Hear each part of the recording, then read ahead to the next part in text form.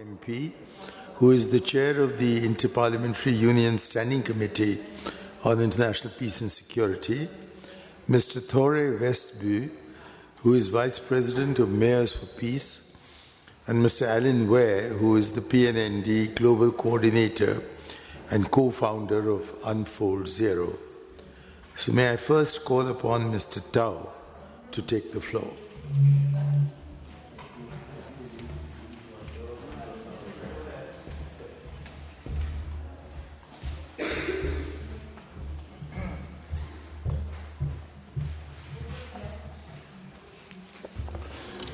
No, thank you very much, Chairperson of the session.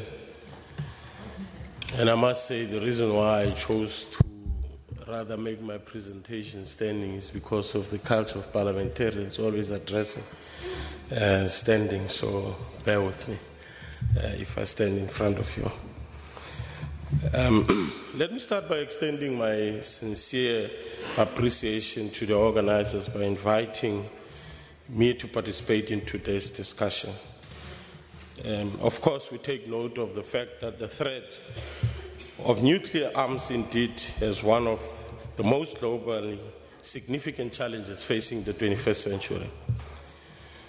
Today, more than ever, the global legislative sector has a particular and a significant role to play in finding workable solutions for sustaining global peace and averting the use of such indiscriminate weapons. As a proud member of the Parliament of the Republic of South Africa, I can assure you that our position on nuclear disarmament is indeed consistent with the strategic pillars of the NPT. We have also developed, as a parliament and a country, a broad legislative framework which is in line with the core tenets prescribed in the NPT. As a country, we are proud, of course, for being the one to date to have voluntarily and unilaterally destroyed our weapons capacity. And we remain convinced that the possession of these weapons or the pursuit of such possession of by other states does not enhance international peace and security. Furthermore, we have also contributed towards the review conferences since the mid-1990s, and we continue to participate in discussions that are aimed at advancing the core objectives of the NPT. The Parliament of the Republic of South Africa recognizes the IPU as a strategic vehicle for advancing multilateral negotiations to achieve a nuclear-free world. The IPU itself has also made recognizable contributions towards sustaining peace and cooperation and has an impeccable experience in facilitating dialogue and deepening understanding across the political divides.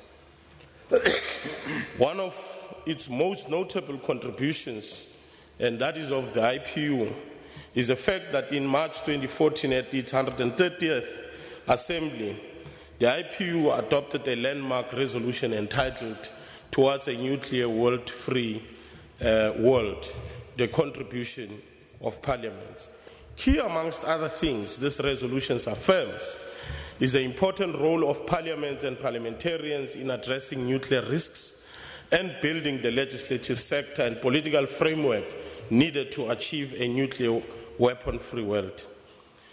It also urges parliamentarians to use the IPU as a global forum to focus political attention on the need for effective, variable, and irreversible nuclear disarmament. It also emphasizes the need for concrete and practical actions that can be taken in the immediate future in order to advance this goal. It also further calls on parliaments to work with their governments on eliminating the role of nuclear weapons in security doctrines and to use all available tools, including parliamentary committees, to monitor national implementation of disarmament commitments, including by also and not limited to scrutinizing legislation, budgets that we pass, and of course progress reports that our parliaments do through oversight and other means that we engage our respective constituencies.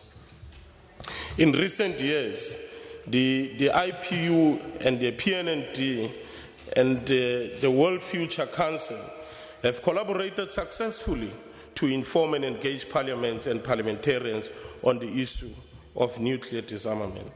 These, amongst others, includes workshops and sessions at various IPU assemblies, exploring how parliamentarians can further ensure that we curb the proliferation of nuclear weapons.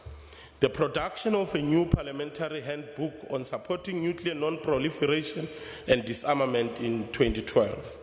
The handbook is currently available in English, French, Spanish, and Russian, and has been made available to all parliaments in the world. Parliamentarians in several countries have been using the handbook in pursuing nuclear disarmament initiatives. We have also included nuclear risk reduction and disarmament language in the 2015 IPU resolutions on cyber warfare.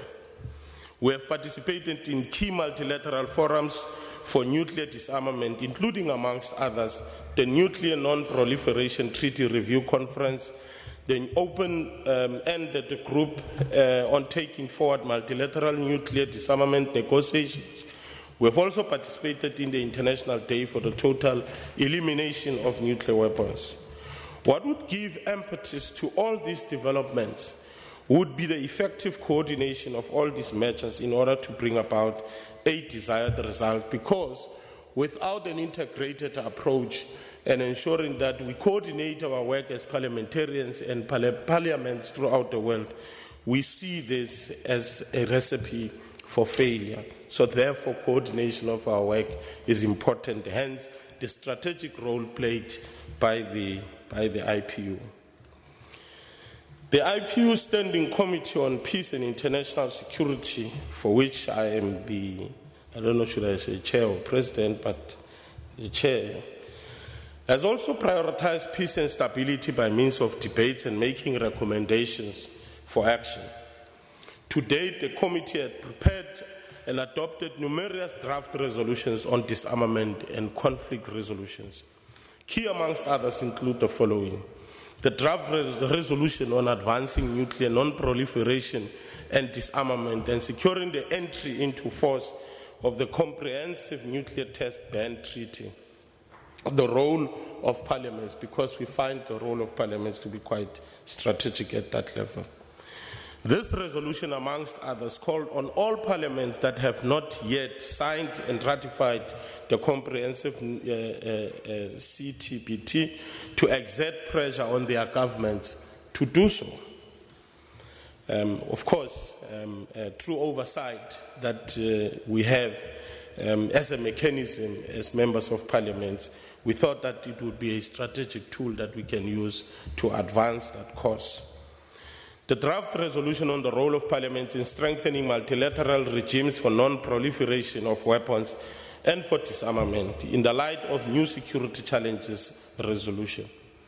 This draft resolution, amongst others, called on parliaments to provide strong and effective support to all resolutions and recommendations on peace, disarmament and security.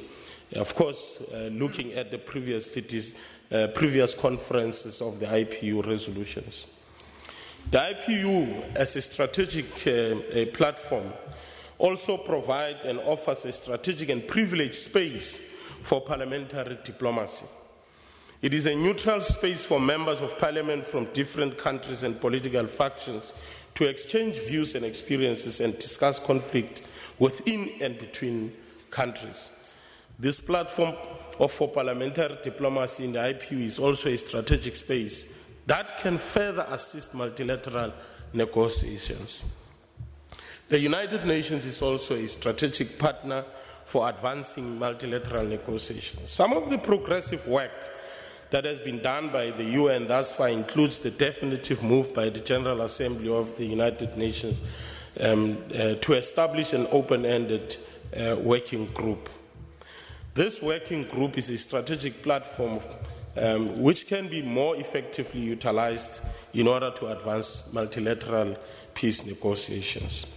All UN member states should be encouraged to participate, of course, in these forums and activities for purposes of sustaining dialogue on various levels and working towards consensus.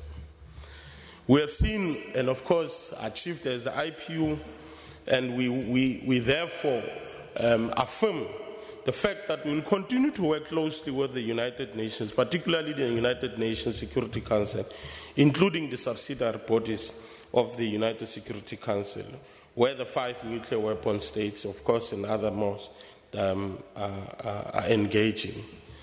Some of the successes of this strategic collaboration with the United Nations have enabled the IPU and the UN and the World Future Council to work together to bring about the 2013 Future Policy Award on Disarmament.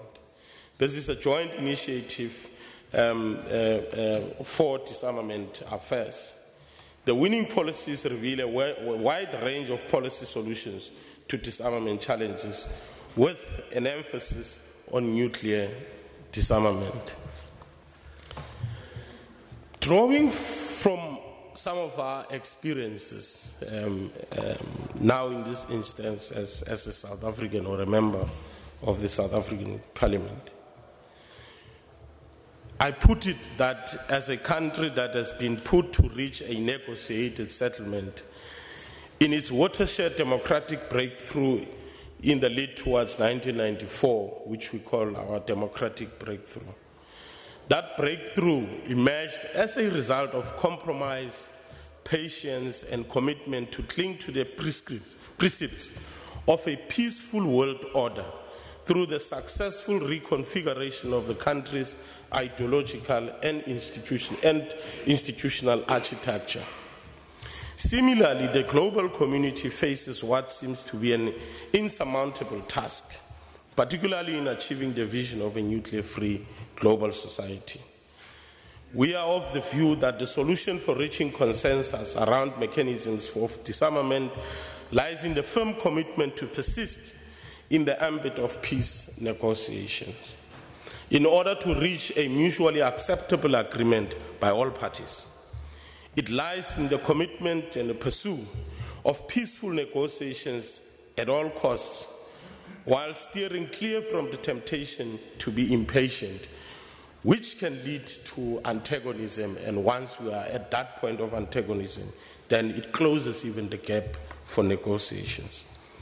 In addition, the strategic galvanization of the world's most influential global institutions must also be recognized as a critical precursor for achieving the goals that are set out in the NPT. Perhaps compromise, cooperation, and monitoring the implementation of resolutions that have been agreed to will indeed galvanize greater impact in the pursuit and achievement of nuclear disarmament. We should not allow the allure of quick fixes to push us towards opting for expediency in an environment that is characterized by a history of old conflicts with dynamics that have evolved over time, but yet still remain. We, from a position of South Africa, we put it to conference that we must continue to work together to strengthen the international rule of law, which is key to promoting the peace and security that humanity yearns for. Thank you very much.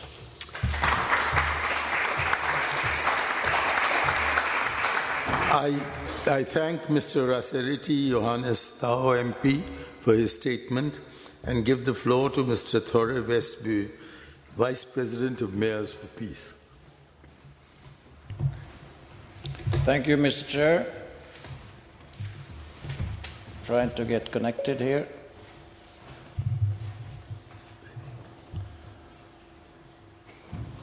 Well, first of all, I'm very pleased to be invited to speak at this PNND Assembly on behalf of Mayors for Peace. I know it's Friday afternoon and weekend is coming to take us soon, but I hope you can share a few minutes Actually, I have I'm bringing in a new aspect to the discussion, and I hope you can share it with me. The subject of climate change has captured the hearts and minds of people across the globe these days, from the grassroots to the highest levels of governments. Last month in the UN, state leaders from the world's biggest economies entered the side of acceptance and action takers, a milestone. The 17 global sustainable goals were set unanimously, and that means 193 countries. As always, in the pursuit of global public goods, success will require strong political will throughout the world community. This means that national leaders must view the issue as a high priority. It means the public must understand and strongly support this great cause, with the support coming especially from influential groups including parliamentarians, mayors, religious leaders, doctors, scholars, the media, lawyers, scientists, women's groups, and environmentalists. Indeed, it requires the attention of the general public at large. Well, some of you may now have noted that I have omitted one constituency group from this list, and that is the arms control and disarmament community. But this, to be sure, would not be the first time that this community was ignored in discussions about climate change and sustainable development. The lengthy outcome document of the recent Sustainable Development Summit in the United Nations, for example, does not contain the words disarmament, nuclear, not even weapon.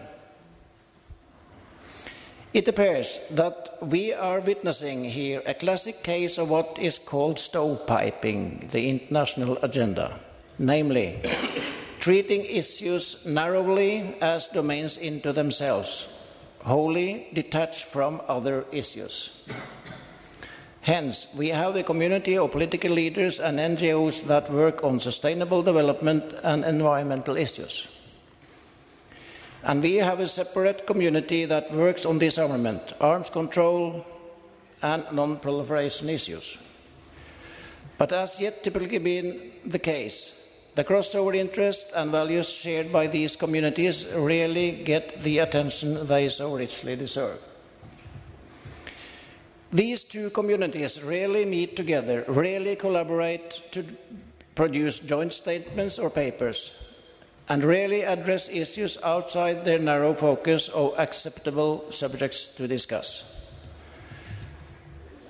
They have their own vocabularies, their own acronyms, networks, list of experts, media contacts, and their own connection with academia and relevant interest groups.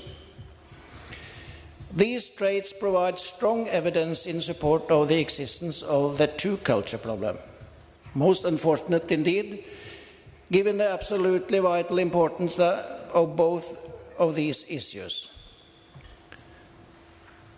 The respected group International Physicians for Prevention of Nuclear War has closely examined the human, economic and environmental effects of even a small regional nuclear war.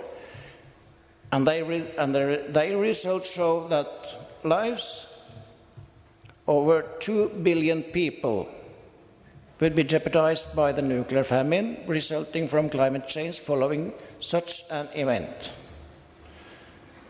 Maybe, just maybe, we are starting to see the emerge of a joint common cause linking both these communities. There have been some signs in recent years that the great wall of separation between these communities is starting to crack, and the fissure appears to be opening each year. The IPPNW findings point precisely to the common ground that the climate change and disarmament communities share. While these trends may on the surface appear to be new, their roots actually go back many decades. As seen in the many efforts in the UN to link these issues of disarmament and development. It did in 1959, in 78, in 87, and in 1992. In recent years, the humanitarian and environmental consequences of the use of nuclear weapons have been the focus of 3 major international conferences in Norway, Mexico, and Austria. It has been a theme recognized at the 2010 NPT Review Conference, and it has been the central theme of many resolutions adopted by the General Assembly. Together, these are all additional cracks in the wall, in the Great Wall, separating the environmental, development, and disarmament communities. If we recognize that the effect of nuclear weapons on the global climate and population are indeed catastrophic in scope, if we also acknowledge that the trillions of dollars that have been allocated to build and maintain nuclear arms and other deadly weapons together constitute a diversion of resources away from meeting basic human needs and economic development. And if, Mr. Chair, we can see the potential political advantages of unifying the environmental, development and disarmament communities in common cause, we can see that enormous potential for progress in achieving sustainable progress in all 3 areas. All this requires is for use to solve the true culture problem and to understand the linkage that exists between the vital issues that are so important for all of us. As a member and a vice president of Mayors for Peace, I see an especially important role for mayors in the progress of reconciliation and forward movement. Most of the world's population now lives in cities. So if the cities are united, this has enormous possibilities for uniting the world. We know enough about the human and environmental effects of nuclear weapons just by recalling what happened in Hiroshima and Nagasaki in 1945. And bombs today are orders of magnitude more deadly. Mayors are pragmatics. They understand quite well who would have to bury the dead, care for the survivors, and rebuild entire cities that would be attacked by nuclear weapons. The hospitals, fire departments, police stations, emergency response personnel, water and sewer systems, and food sources are all part of the city that remains as nuclear targets. Mayors understand this.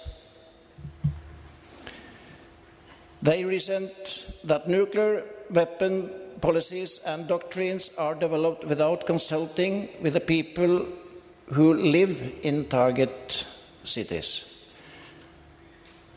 They further object, then told that budgetary resources are not sufficient to meet basic human needs in cities. They see abundant funds for modernizing nuclear weapons arsenals and little left for modernizing urban infrastructure and reduce poverty and income inequality. With these considerations, it is perhaps not surprising that Mayors for Peace now has members from over 6,800 cities worldwide. Indeed, its membership has expanded by 10 times since 2003. So in some ways, the real potential for action and to address climate change rests in the hands of city mayors, who can meet, share ideas and best practices, and adopt their own standards and goals for how to meet this challenge.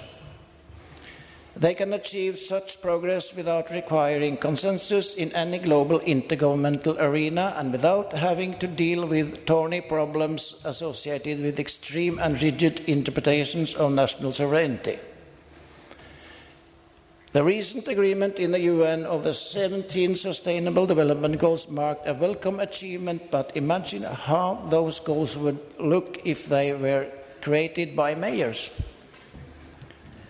I would speculate that the world certainly would have adopted the 18th goal of global nuclear disarmament, because the failure to achieve it would jeopardize the sustainability not just of development but of civilization. As elected public officials, mayors personally identify with the interests and needs of the average citizens and tend to avoid divisive ideological disputes that so often lead to deadlocks in national and international political arenas. Increasingly, mayors must discover and implement local solutions to global challenges, climate change among them, through a new form of political that Professor Benjamin Barber has called glocal, in a book called If Mayors Rule the World. And just as mayors can contribute significantly to addressing many facets of the challenge of climate change, so too can they contribute in many diverse and effective ways to strengthen international peace and security. We can do this through our persistent advocacy of nuclear disarmament, for raising the priority of social and economic development of our societies, for urging the reduction of military spending, for demanding stronger controls against the illicit trade in small arms and light weapons, and for reducing the arms of trade generally. For us mayors, these are not abstractions. These are local challenges that must be met with active participation of the public and their leaders who are closest to them. In short, the mayors have the potential to form a bridge over the great wall dividing the environment and disarmament communities. Once we rebuild this particular part of our crumbling infrastructure, our possibilities for achieving great global goals can only multiply with each year passing. We will not do this alone, but contribute we can, and contribute we will. My discussion in efforts to bridge the great divide between the environmental and disarmament communities would be incomplete without a reference of the Memorandum of Understanding concluded last April between Partnership for Change and Mayors for Peace. This is a superb example of the kind of cooperation that is needed across diverse constituencies that are learning about the indispensability of alliances, networking and collaboration in the pursuit of shared interests and values.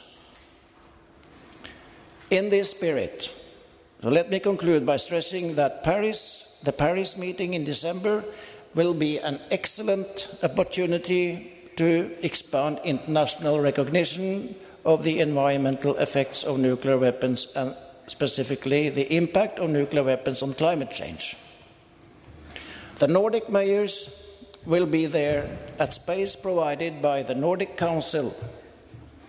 We will use the golden given opportunity as best as we can for the sake of our citizens and for all of us. Thank you. I thank Mr. Thore Vestby.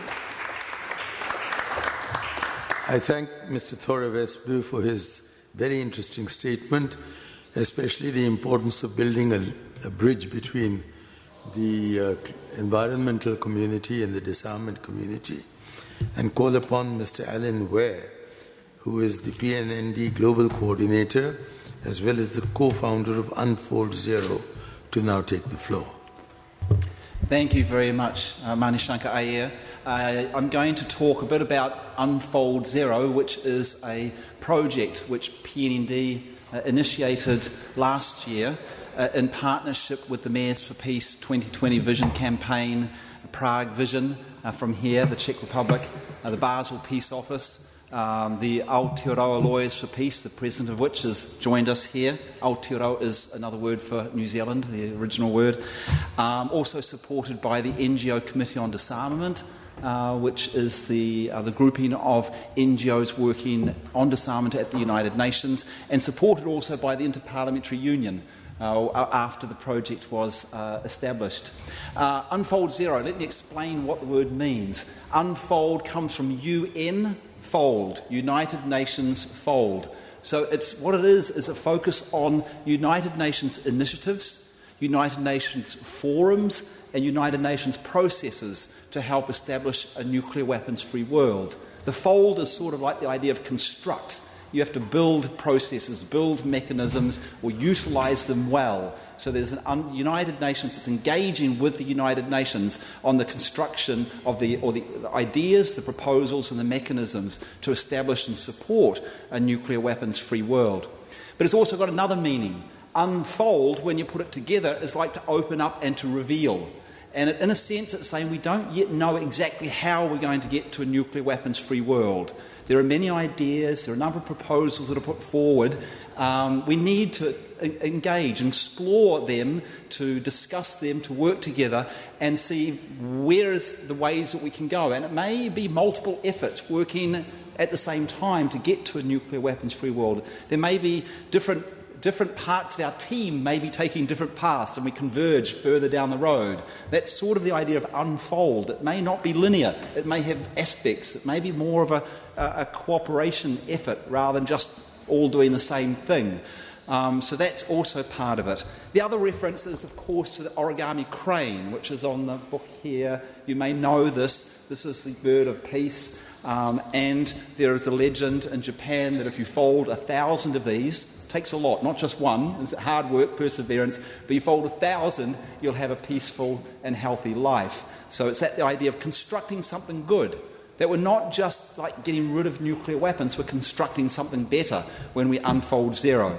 So that's the sort of the ideas behind it. It's focusing on UN initiatives and forums that will deal directly with nuclear disarmament, the proposals for negotiations, the forums where those negotiations or initiatives could be taken, but it's also focusing on the United Nations mechanisms and processes for resolving conflicts, for addressing threats to security without recourse to the threat or use of force, let alone the threat or use of nuclear weapons. So again, there's multiple purposes there, because in order to help facilitate the negotiations on nuclear disarmament, it's going to be important that countries, governments and peoples have more confidence that these security issues and conflicts can be resolved in other means. And the UN has many mechanisms for doing that. They have mechanisms for mediation, for negotiation, for diplomacy, for arbitration, for adjudication, for using sanctions, diplomatic pressure. There are a lot of mechanisms that are available through the UN system.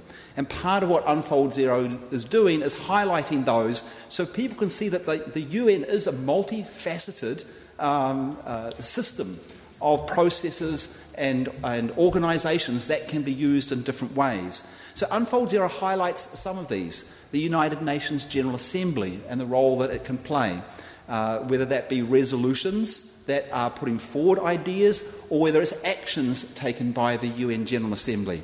A couple of examples of actions are establishing September 26th as the International Day for the Elimination of Nuclear Weapons and deciding that there will be a high-level conference, like a summit, no later than 2018 to focus on nuclear disarmament. So that's an action of the General Assembly. Another action which we understand the UN General Assembly will most likely take in a few weeks is to establish an open-ended working group, either to start negotiations or preparations for negotiations, to elaborate what could be involved in negotiations to achieve a nuclear weapons-free world.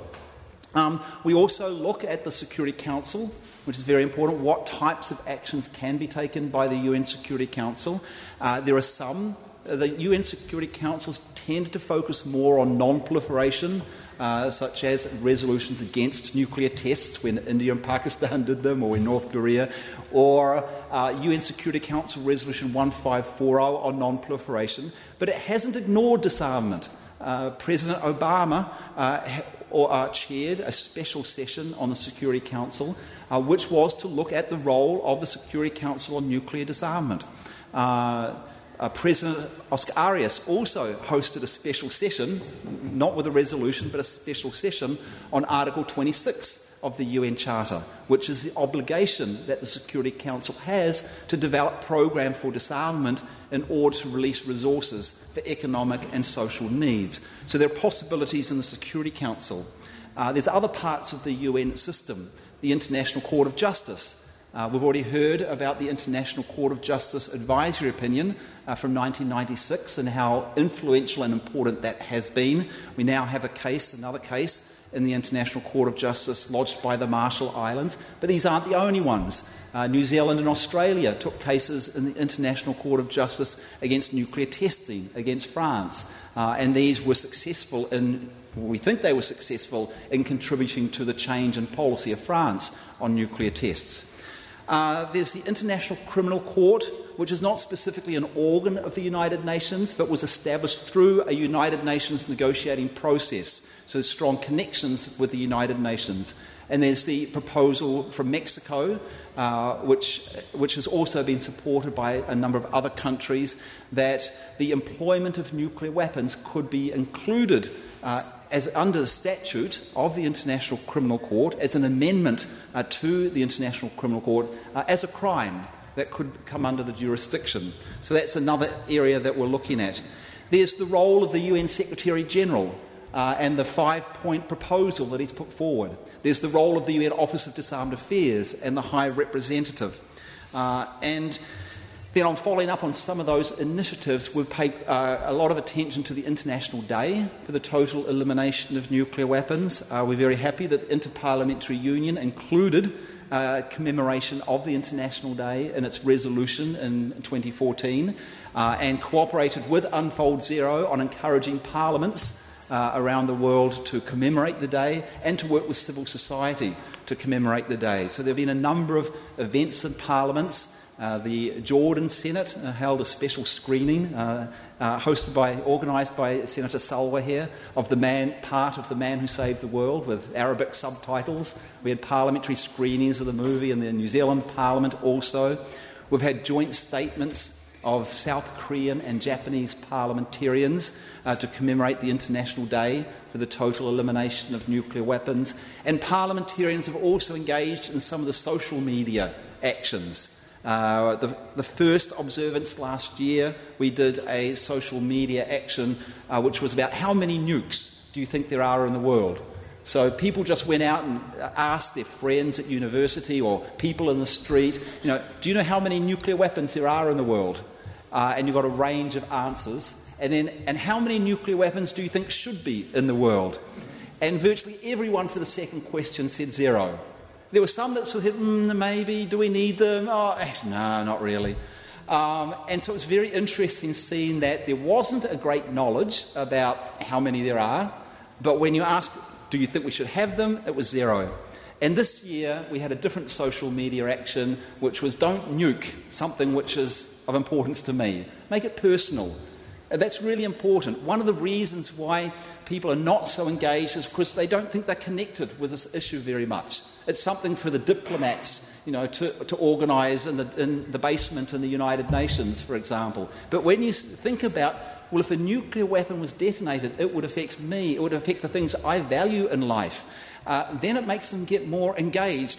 And also, when they do the social media action, whether it be taking a photo or a video, post it on Facebook, do it through Twitter, and then we're at the United Nations feeding this in as the leaders are doing their speeches and we're showing the videos or the photos, they realise they can be engaged in this process. There are new ways of being engaged now. You don't all have to go to the United Nations to actually watch what's happening there.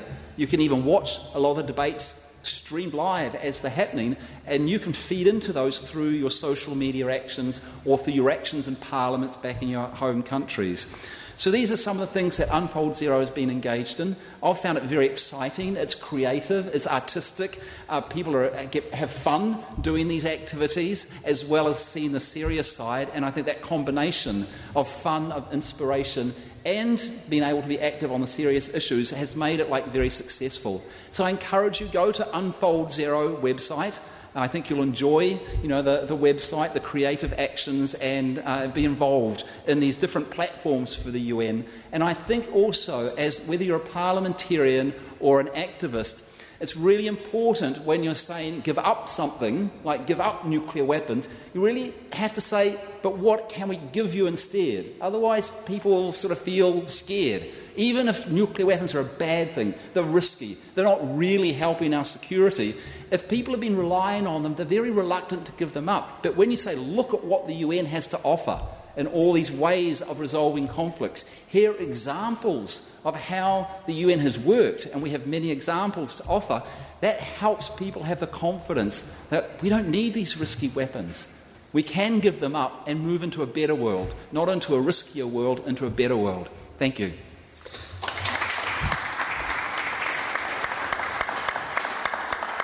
I thank Mr. Alyn Ware for his statement and his very interesting exposition on what Unfold Zero is all about. We've now come to the end of the first half of this session. The second half is concluding remarks. We have three speakers. There's Mrs. Tharia Cronenberg, PNND co-president and chair of the Middle Pass Initiative. We then have Alena Gajdushkova, who is a PNND council member and advisor to the Czech Prime Minister. And finally, a statement again. Then Senator Ivo Barek, Vice President of the Czech Senate. And finally, Mr. Alyn Ware again, to explain to us about the PNND Council meeting tomorrow. So first, Madam Tharia Cronenberg. We do have 10 minutes for questions and comments before the concluding remarks. I see. If you like. Okay. If people have got any comments or questions of the speeches, we do have the time for about 10 minutes. Very good. Yes, sir.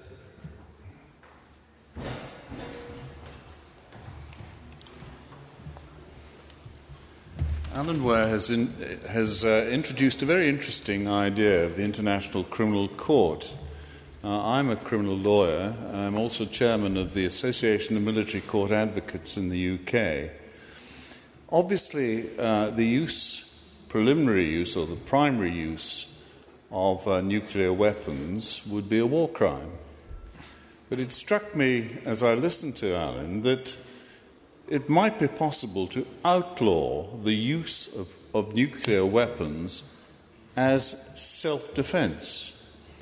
There's a great area of uncertainty about what self-defense is. There are different interpretations in the United Kingdom and in other countries as to what self-defense means. But it might be possible, and I leave this as an idea for him to work on, to develop the concept that you could never use a nuclear weapon by way of self-defense. Supposing even if you were being overrun by conventional weapons, by conventional means, even in those circumstances, it would be a war crime to use nuclear weapons in response. I leave that with you, Alan, to think about. Well, thank you very much for that most interesting idea. Would anybody like to comment on that? Would anybody like to comment on that? Mr. Vestby, Mr. Thore? Alyn? I'll comment just a little bit. Yes. Firstly, referring to the decision of the International Court of Justice in 1996, because it affirmed that the threat or use of nuclear weapons would generally be illegal.